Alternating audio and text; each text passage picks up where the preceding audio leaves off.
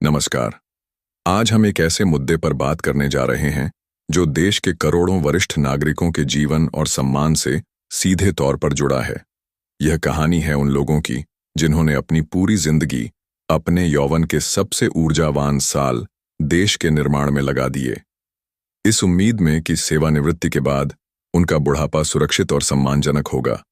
हम बात कर रहे हैं कर्मचारी पेंशन योजना यानी ईपीएस 95 की। एक ऐसी योजना जो करोड़ों लोगों के लिए सामाजिक सुरक्षा का वादा थी, लेकिन आज जिसकी वास्तविकता कई लोगों के लिए एक कड़वा घूंट बन चुकी है। सोचिए, वो आंखें जो अब धुंधला देख पाती हैं, वो हाथ जो अब कांपते हैं, और वह शरीर जो अब दिन भर की मेहनत का बोझ नहीं उठा सकता। जब वह अपने बैंक खाते में पेंशन के नाम पर मात्र 8,000 की राशि देखता है तो उस पर क्या बीतती होगी।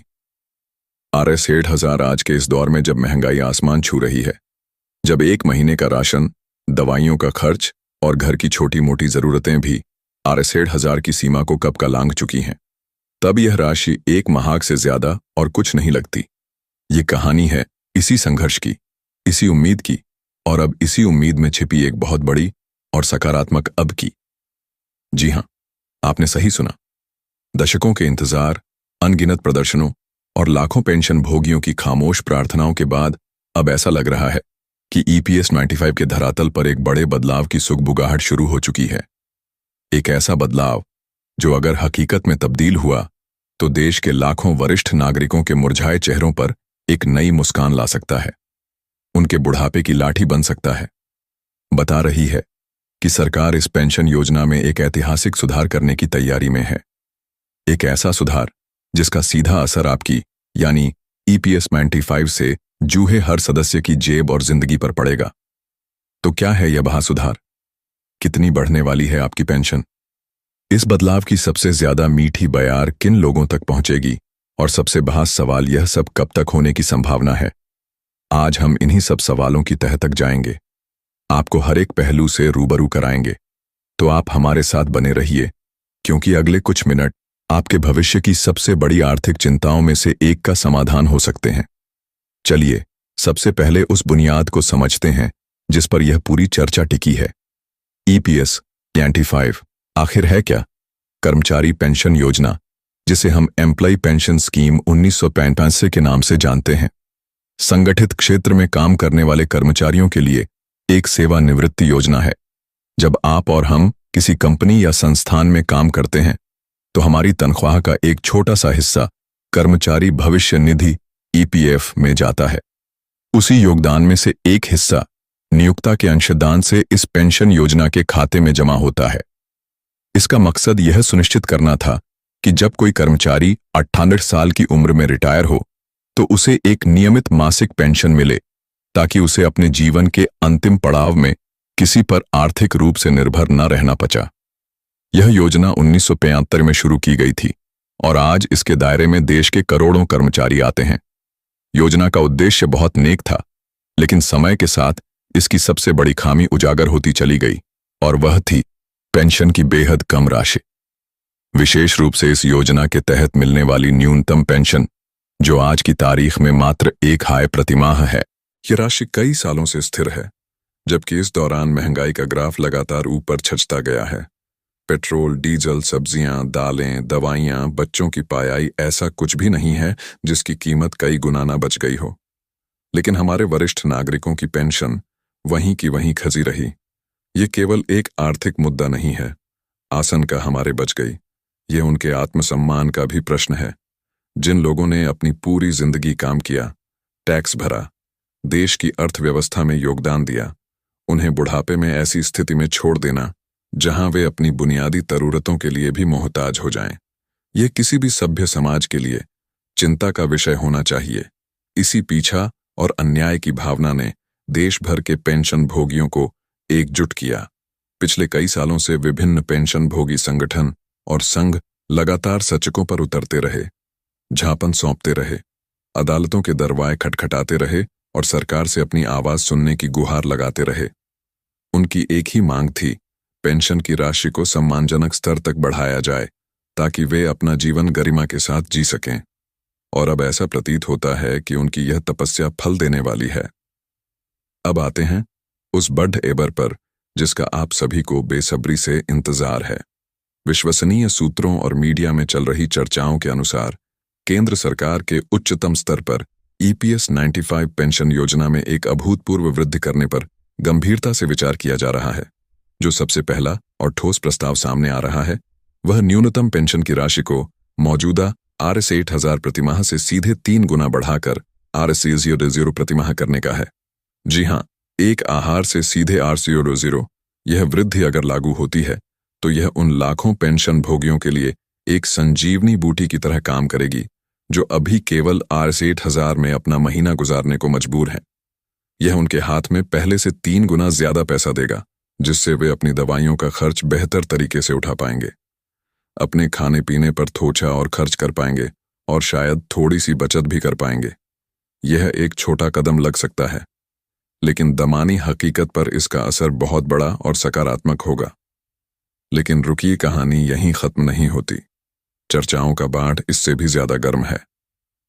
कुछ रिपोर्ट्स और विशेषज्ञों के विश्लेषण में यह भी कहा जा रहा है कि न्यूनतम पेंशन को Rs 0 से भी आगे Rs 5,000 रुपये प्रतिमाह तक ले जाने की भी बातें चल रही हैं।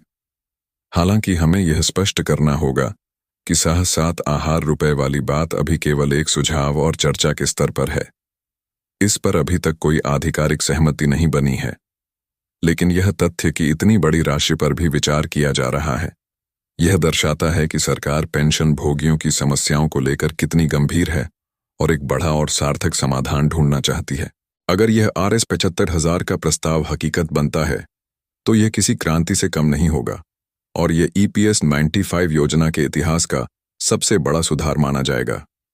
अब आपके मन में यह सवाल उठ रहा होगा कि यह सब बातें हवा में हैं या इसके पीछे कोई ठोस आधार भी है। तो आपको बता दें कि इसके पीछे एक ठोस सरकारी प्रक्रिया चल रही है। सरकार ने इस पूरे मुद्दे की गहराई से समीक्षा करने और एक व्यावहारिक समाधान खोजने के लिए एक उच्च स्तरीय विशेष समिति का गठन किया है। यह समिति EPS 95 योजना के हर पहलू का अध्ययन कर रही है। इसकी वित्तीय व्यवहार्यता, पेंशन भोगियों की वास्तविक जरूरतें, देश के आर्थिक संसाधन और भविष्य की देनदारियों का आकलन।